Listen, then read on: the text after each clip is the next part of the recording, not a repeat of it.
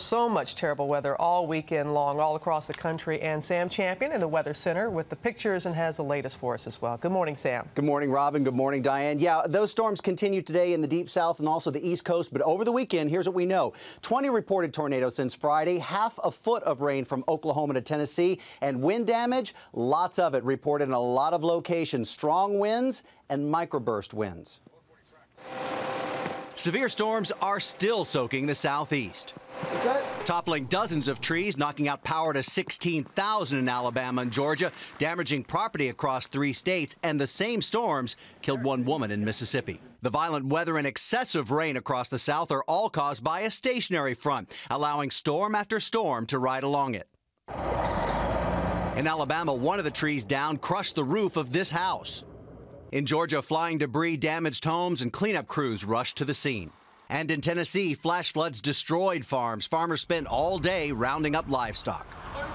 And overnight near Crossville, Tennessee, one of 20 reported tornadoes since late Friday. And in Irving, Texas, Saturday. Winds over 60 miles an hour ripped through the roof of the Dallas Cowboys practice dome, crashing debris on dozens of people inside. And I felt myself getting pressed down in to the ground. And I'm just screaming, help, help us, we're trapped. At least 12 people were taken to the hospital. Scouting assistant Rick Bean is reportedly paralyzed from the waist down. And you watch it and you see everybody petrified and panicked. And when you're in it, it's just a completely different story.